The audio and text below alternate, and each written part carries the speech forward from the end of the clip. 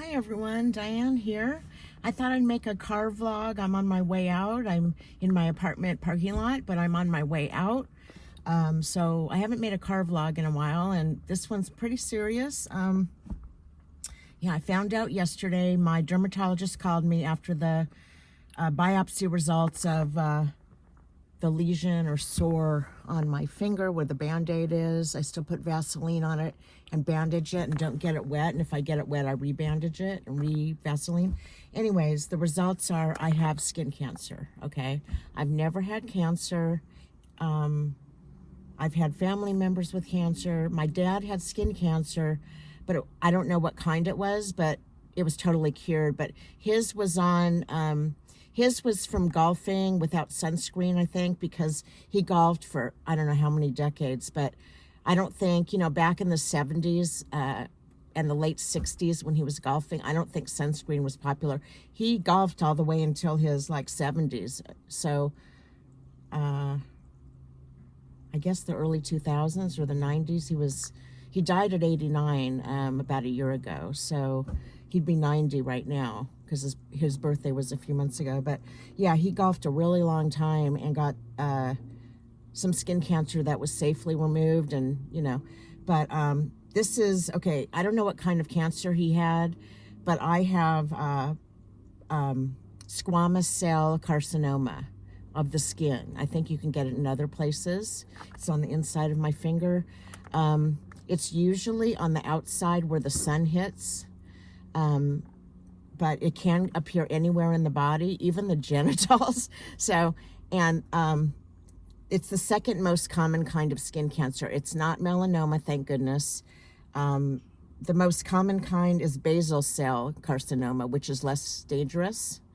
This kind can spread easier, and I've read about it. My doctor was really nice, but anyways, I did smoke, and I smoked until 20 years ago. So it says smoking is a risk factor. I don't know if it means when if you've smoked in the past or if you smoke now. I don't have HPV, which is another risk factor.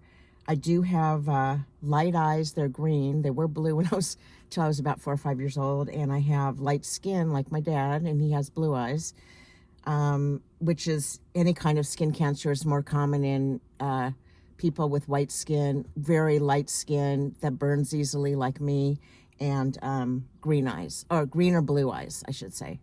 What other risk factors? I'm not immunocompromised. There's a few other risk factors. Yeah, well, I think age is one of them. It's more common on older people than younger people, but it can happen at any time. And I guess 3 million cases of basal cell and maybe half that of squamous cell skin cancer, which is the kind I have, in the United States, or I think it's in the United States every year. So it's pretty common. And my doctor said I'm not going to have my finger amputated. I was really afraid. I'm not going to probably need chemotherapy or radiation, but she said, she did say I could either, she wants to do another biopsy, or she said she could give me some kind of cream that was like a chemotherapy cream. It's some kind of cream that mimics chemotherapy, but it's only for really small lesions or cancerous areas of the skin. But I didn't want that. I wanted the biopsy and possible surgery to remove it. And if they remove it, they take all of the, it might be layers deep. So she's going to take a deeper biopsy next week on Wednesday as my appointment. It must not be that serious because she didn't have me in right away, Wednesday. And I was pretty much open. I was open Monday and Tuesday also, but she gave me Wednesday. And what else? She's going to go deeper. She just did a shave biopsy, which is basically like a razor blade that just gets the surface, but it seems pretty deep, but she just did the surface. Now she's going to do a deeper one. I don't know if she's going to do a punch biopsy or this tool that scrapes, but they're going to the biopsy, they're going to check and see if it's spread down deeper layers. I guess the layer they took, they could tell that it was deeper. But it might be in situ, IN space SITU, which means it's just where it is and it hasn't spread. But yeah, so what they do is she's going to take a deeper sample. It's going to be examined.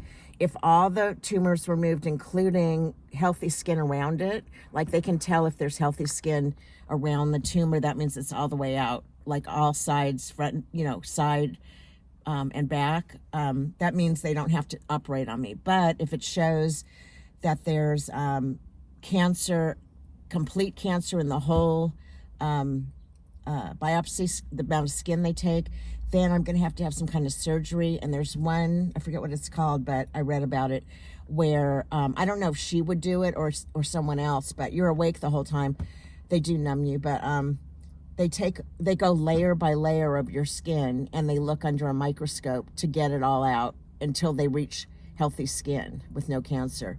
So I hope I don't have to have that. I did read that if they go real deep, you can get skin grafts, like they take it off your butt, the skin, or off your hip, or where it's an unnoticeable area, and it's just a tiny area they'd have to graft. It's in the middle of my index finger. I think that's what it's called. It's in the middle joint. So I hope it hasn't spread to any of the other sections of my finger, or deeper, or because like I said, I don't want to have her like cut down to the bone or anything. I don't know what I'm gonna need, but yeah, I read that you can get this kind of cancer anywhere, like deeper and on your neck. It's more common on, I think, the head, the top of the hands, the face. It's more common there. And I saw some pictures of like really deep ones. I think that's people that don't notice it until it gets really bad. But this is I don't know, but it didn't make a bump. Some of them make a bump, or some of them of squamous cell is just like a rough area. That's what mine was. So, anyways, yeah, I didn't want to do the chemotherapy cream. She said, I go, what's better? She goes, it just depends. So, I mean, I could do that cream. I don't know how long she wants me to do it and then get another biopsy, but I'd rather just get it out as soon as possible. Even if it leaves a scar, the cream might get rid of it and not leave a scar, but I don't think it's going to leave a scar now. It's not really deep. It hasn't healed all the way, but I've been putting Vaseline on it. The nurse said that's to keep it from scabbing, so it hasn't scabbed. It still hurts, when I press it, and yeah. So anyways, that's what I wanted to say, and yeah, I'm really nervous. I've never had anything really seriously wrong with me except diabetes. I've never had like, cancer or heart disease or lung disease or, anything like that. So this is really scary.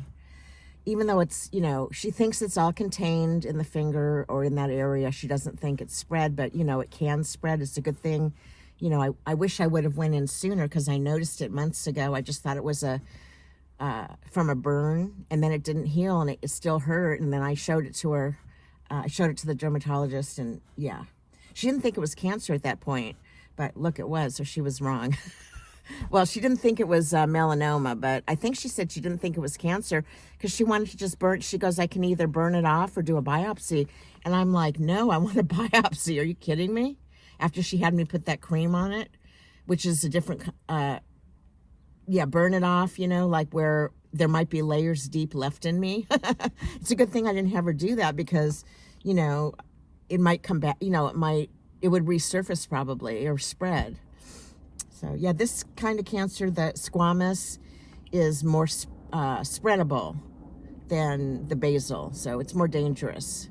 And people that notice it later, have, after it's spread is, the survival rates aren't as good. But I read that if you catch it early, it's really high survival rates. I think it's a 99% in 5 years or something. She thinks I'm okay. She thinks I'm not going to die of it. I was really worried on the phone. And, yeah, so that's what I'm in for. I might have to get stitches this time, I guess, if she goes really deep. In the in my finger. Sorry, guys. Okay. I might have to go deep. I might have to get stitches, which I don't like. I've had stitches many times. What else? That's it. Thanks for watching, and sorry this is such a depressing vlog, but what can I say? I've already known about it all day yesterday, and you know, today it's 4:15 about, so I'm on my way out. Take care, everyone. Oh, and this is from Shein. This is my Tom and Jerry licensed, it's not bootleg, shirt from Shein. It's not bootleg. And this is from Temu, this necklace. It says happy. I don't know if the beads has happy faces, but the word beads say happy somewhere. And it's got colorful beads. And then I'm wearing ripped jeans, as you can see. Whoops, my knee was sticking out. Yeah. So thanks for watching, guys. And whoops. I'll show you guys the sore. I don't want to show you it without the bandage, but maybe I would if I wasn't in my car. But that's the bandage. It's on that side of my finger. Now, I did do tanning beds when I was younger. It said tanning beds are a risk factor. I don't know, in my 30s, 20s, I did do tanning beds. I don't know, you know, where you put your whole palm. I didn't wear gloves. So, you know, sun has hit my palm in those tanning beds. I wore like the eye covers, but yeah, for a while there, I did tanning beds. I don't know if the damage could already be done from that, but I'm going to ask her, but I didn't get very tan, and plus I didn't go like regularly, but I would go to tan my legs only. Like I would wear like a shirt and just tan like underpants and just tan my legs every summer, because my arms are always darker than my legs when I wear shorts, and or bathing suits or whatever, so I'd always darken them. So let me do a thumbnail. I'm going to show my finger. Let's see.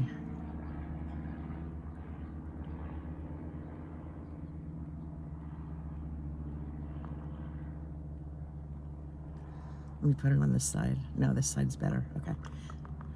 Oops, I can't focus it. Okay. Do it this way. No, that's not good.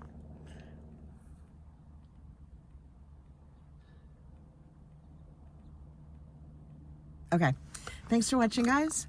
Bye.